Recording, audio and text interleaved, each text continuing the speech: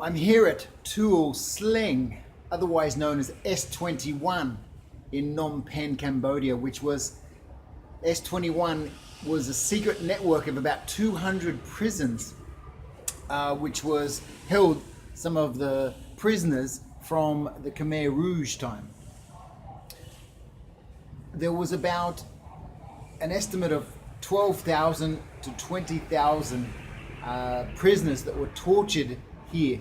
Often they were tortured close to death and then transported down to the killing fields for execution.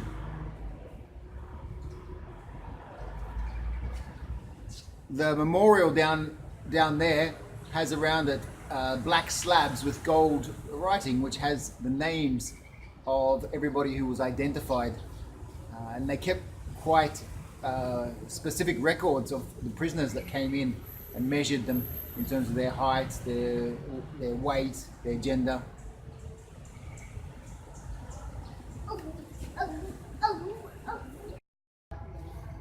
What was once a high school, a place of education, turned into a horrible, horrible death and torture place.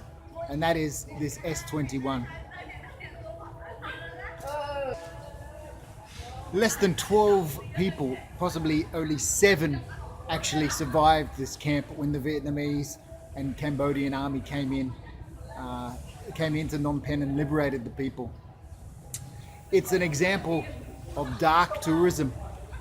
Another example of dark tourism. Dark tourism, you remember in another video I talked about, it's where people are motivated or to see an attraction or visit a place that is an example of death or torture.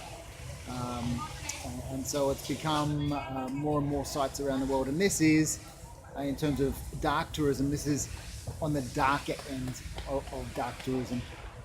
In fact, very dark.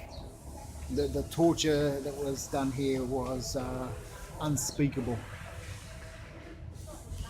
For example, up above me is a gallows where the Khmer Rouge would use the place as a place of interrogation, tying both hands of the prisoners to the back of a rope and lifting them up and down until they lost consciousness.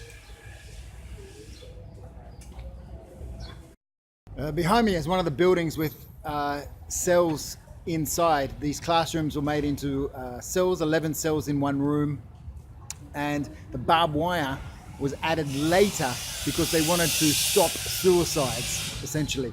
The suicides, some prisoners tried to kill themselves and they were stopped from suiciding before they could give, so they could still give a confession.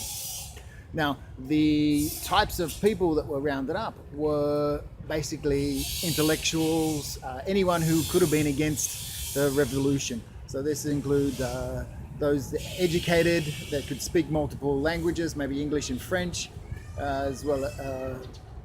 That would also include people with soft hands, people who wore glasses, and basically all of their family members as well.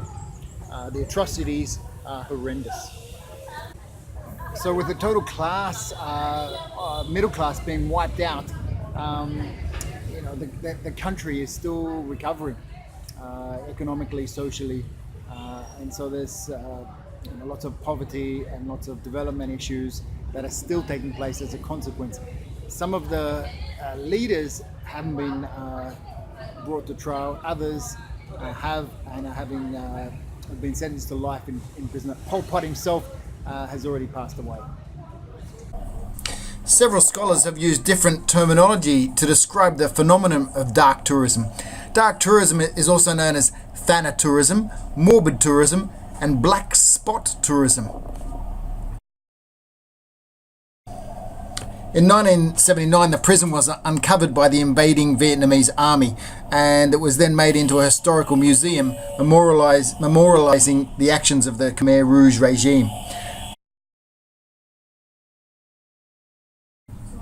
Returning more generally to dark tourism, some scholars have argued that it's the hiding of death and its daily presence in the life of the public, particularly in the West, that has raised the interest in dark tourism and our understanding and fascination with all things related to death.